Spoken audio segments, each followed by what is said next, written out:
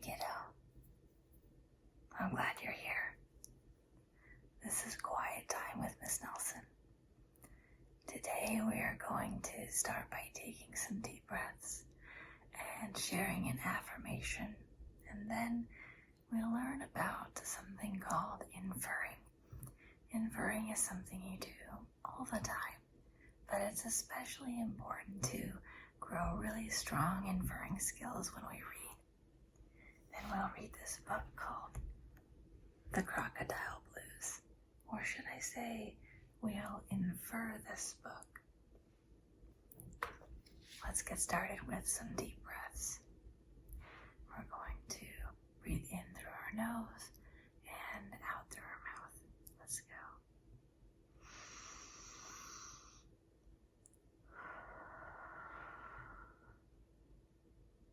Another one.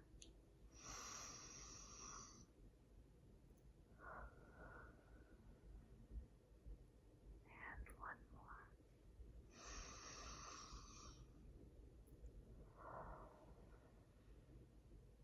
Let your body relax and let your brain engage and start to get ready to think and pay attention, because while this is a relaxing and quiet time, it's also a thinking time.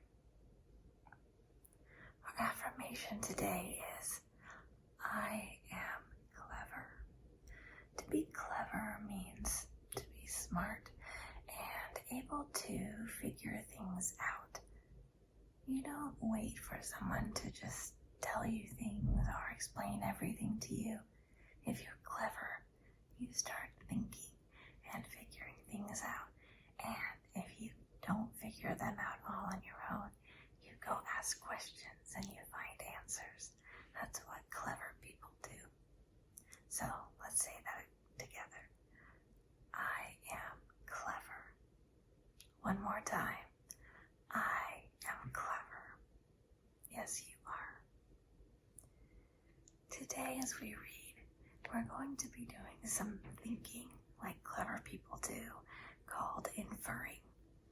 Inferring is something that you do all the time. You do it when you talk to people, you do it when you play video games or watch TV or play with a friend.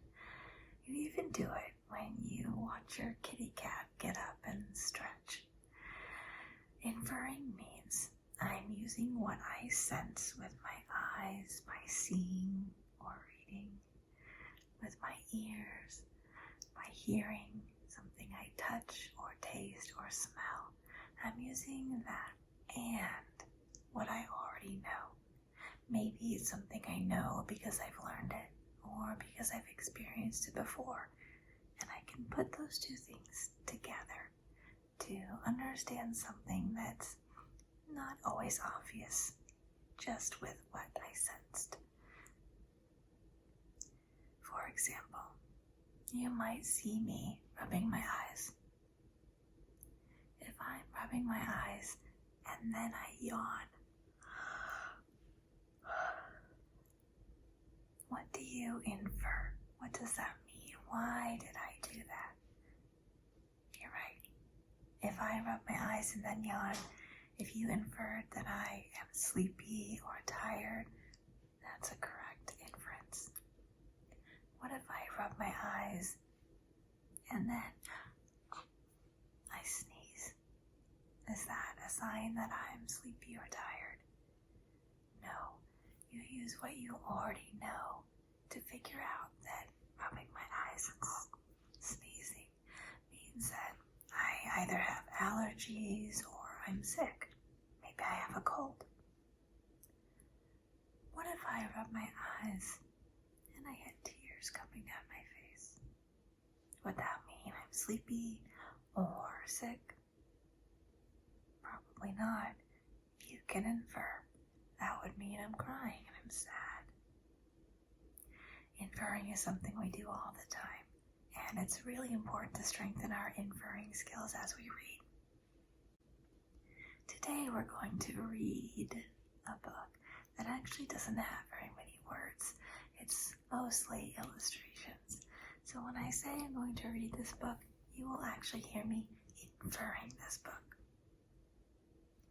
This is The Crocodile Blues by Coleman Paulus. Let's go, you clever kiddos. Let's infer this book together. One thing I love about this book is the illustrations are very unique. They use only blue, yellow, black, white, and gray. There's a lot of light and shadow and facial expressions and body language. They're also very clear, clean lines, and it's interesting.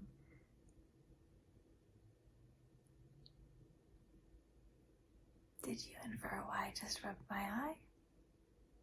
I felt like I had something in it, an eyelash or something. Feels better now.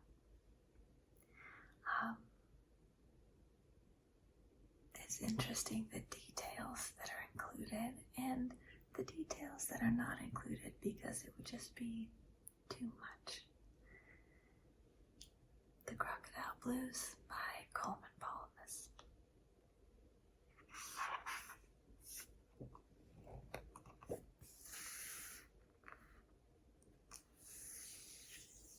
This is kind of an abstract representation of something. What do you think it is? You can probably infer based on what you see and the title of this book. Crocodiles.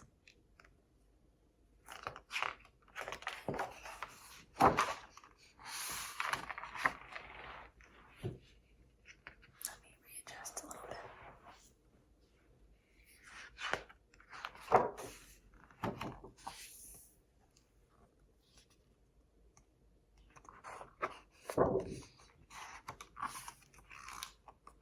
In this story, there is a man and a bird that we see throughout the whole story. We often see them in silhouette. You notice the shadows. Here they go, they're walking along. He's got a basket with, looks like a bottle and some boxes in there. He saw a sign.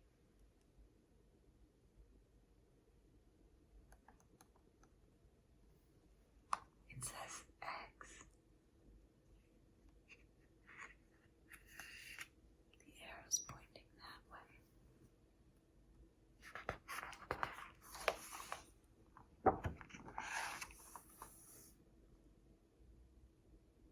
He's peeking around a corner and he sees.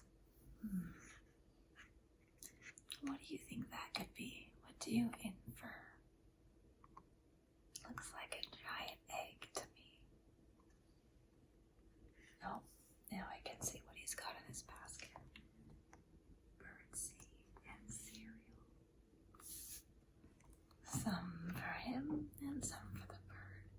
And I bet that's a bottle of milk. Here's a surprise in this book.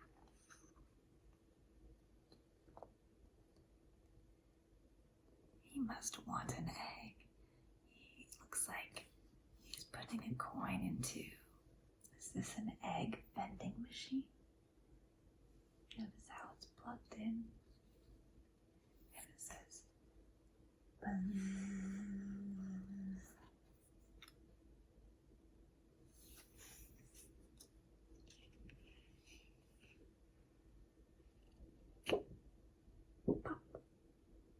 As he was walking away with his egg, the machine mysteriously disappeared.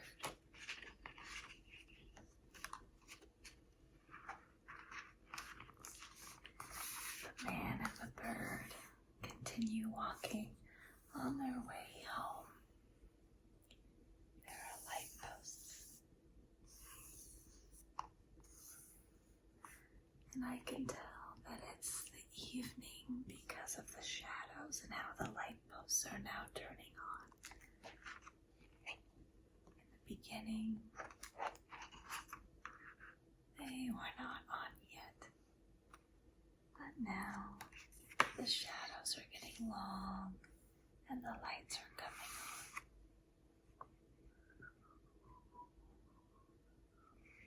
They live in building number 215. Can you see the kitchen and the bathroom and the bedroom on top? I hope you can see those little details.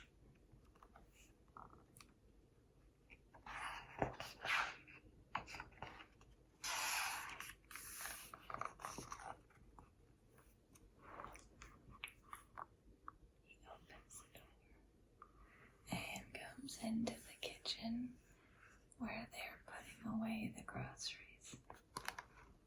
Bird is even helping him. What a lovely pair. Here's the refrigerator. Plugged in. Nice little detail.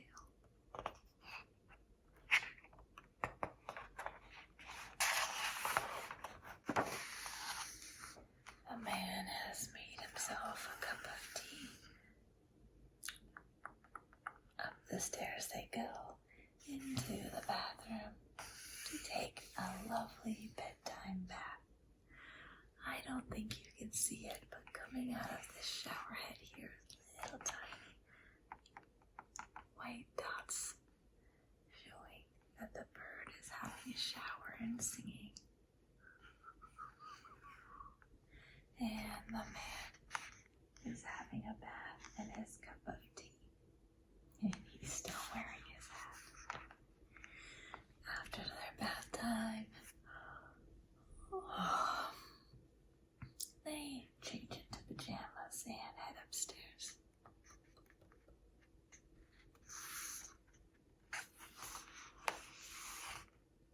You can tell from their faces that they're having a good time and they're getting sleepy.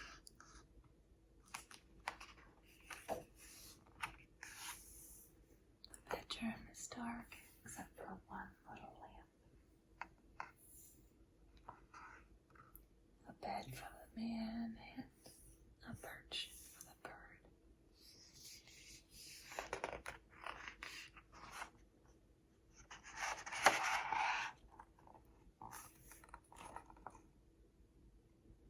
Can you see the little Z's coming from each of their mouths?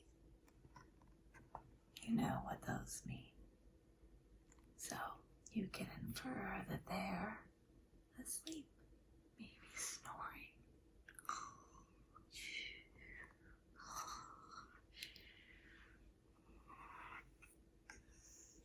And they're smiling, maybe having happy dreams. Until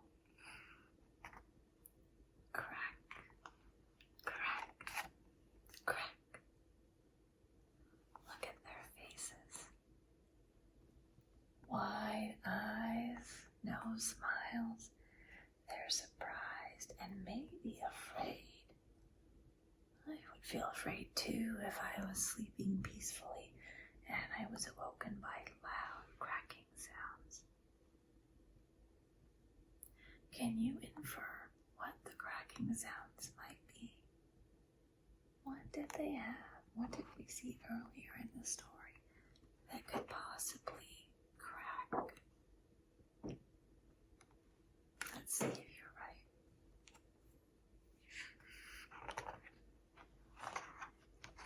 The man and the bird get a flashlight and they go down the stairs to the kitchen.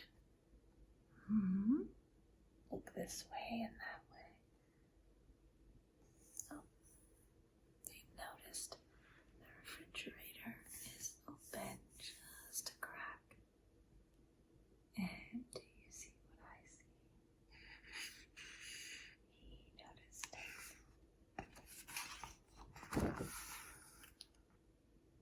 Broken eggshells on the ground. What do you think that means? Can you infer? I I can infer that something hatched.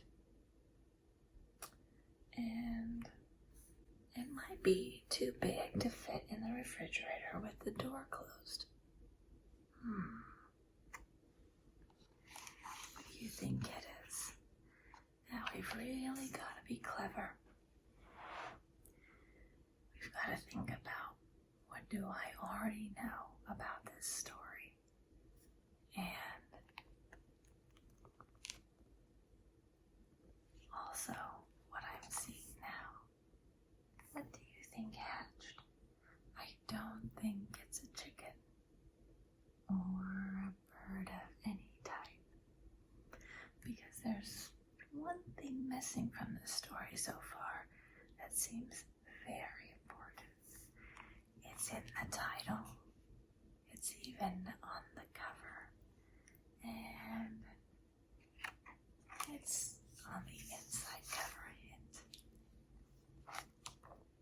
If you inferred it was a crocodile, you were right.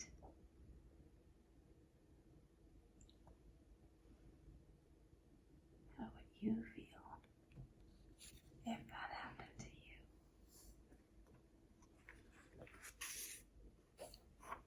You can see how they're feeling by looking at their faces. They're shocked.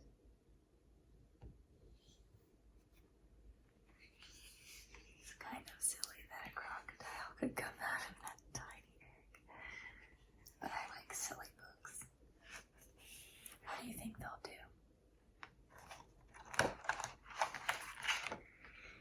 Zoom, zoom, zoom.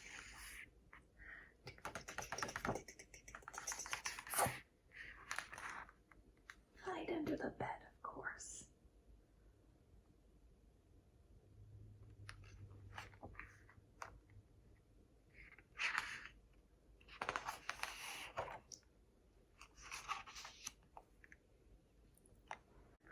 This says gasp, gasp, gasp, like creak.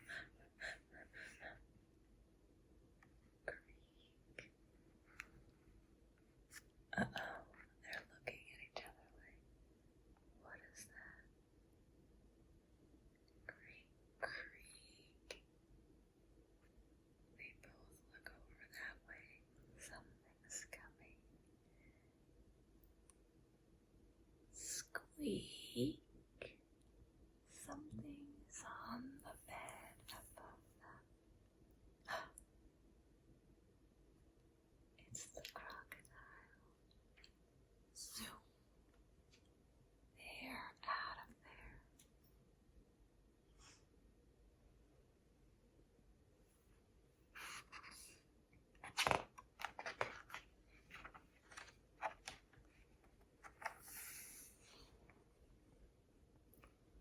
Thump, thump, thump, thump, thump, thump, thump, thump, thump, thump, thump, thump.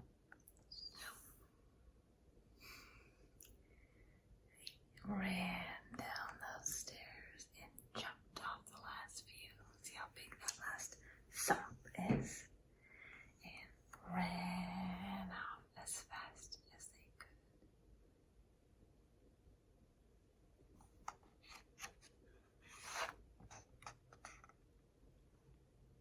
Another surprise.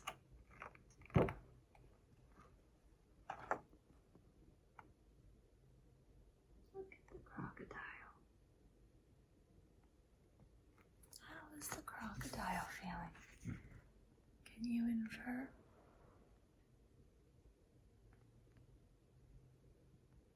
I think he's feeling sad, maybe disappointed. Because when I saw him before, he was smiling, almost like he was saying hello. We turn him upside down. Look how happy he looks. Or maybe he's just sad and disappointed that he didn't get to eat them. Let's find out. They ran away and flew.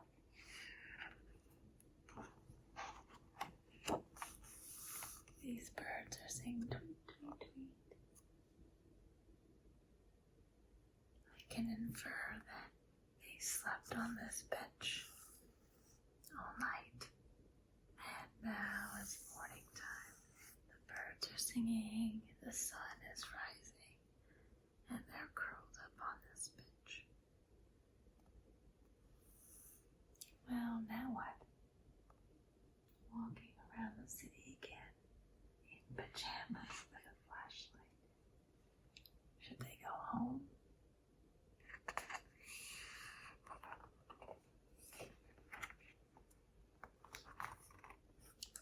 Just look kind of shocked, unsure what to do, until he sees another sign. This guy seems to really follow signs that he sees, like the eggs sign.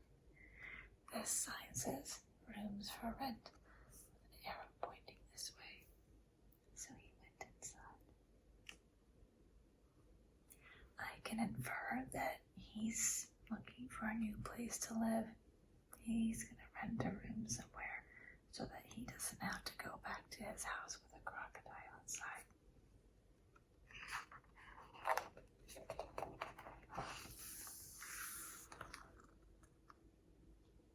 He has one room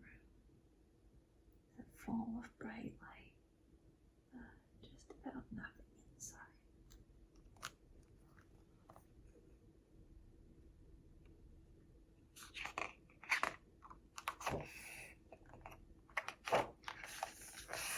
He uses the phone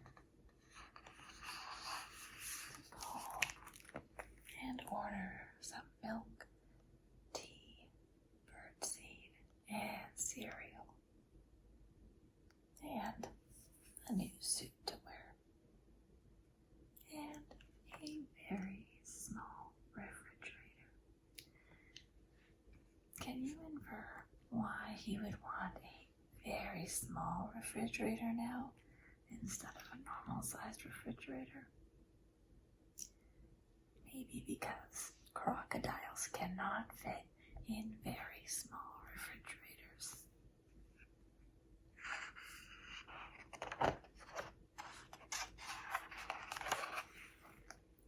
Here they are, sitting on the refrigerator and the refrigerator box, enjoying a cup of tea, when suddenly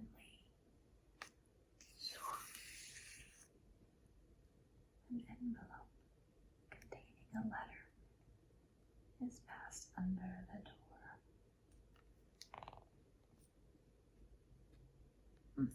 They look surprised.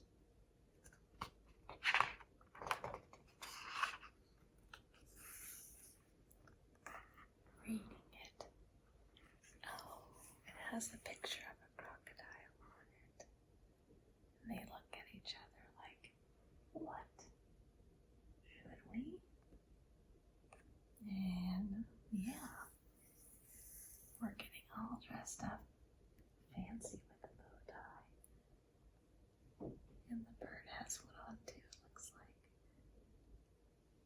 And I think this was an invitation. I think they're going to a party.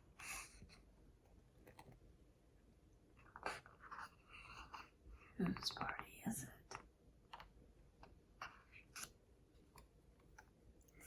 That evening, they show up at 215. That's the same address where they lived. There's all these people lining up, going inside.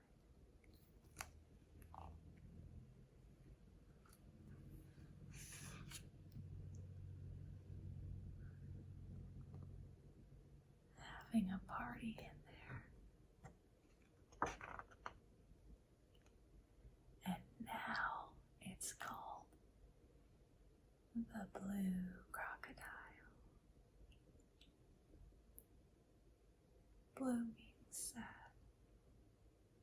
It looks like it's now a nightclub though, where people can eat and drink and meet friends and listen to music. There are words on here like munch, munch, chitter chatter, whisper, ha ha ha, slurp, clink, chatter, whisper, mutter, hee, munch, and music notes. Looks to me like it'd be kind of jazz music.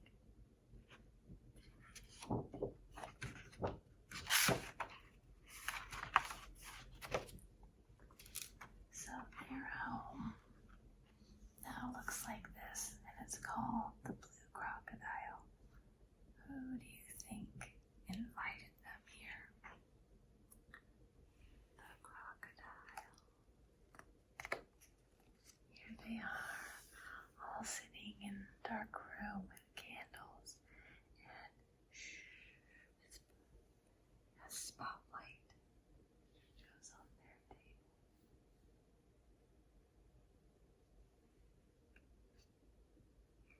They don't look happy, but they also don't look super scared.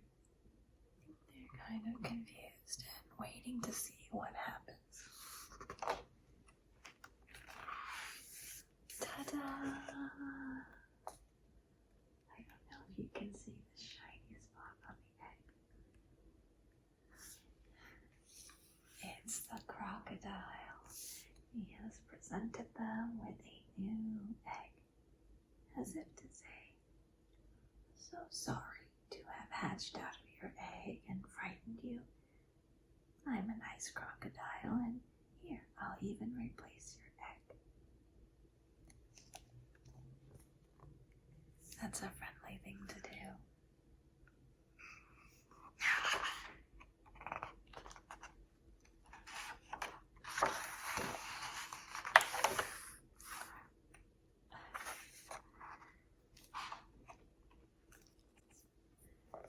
I hope you enjoyed that story and inferring along with me.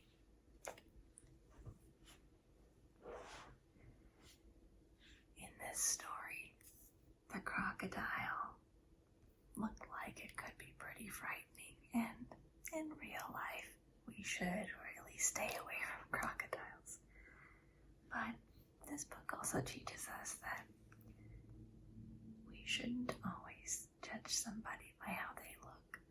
We shouldn't assume that they're going to be mean or scary or try to eat us.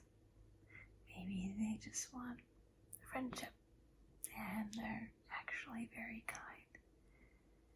You know, we are all connected, us and the crocodiles and the birds.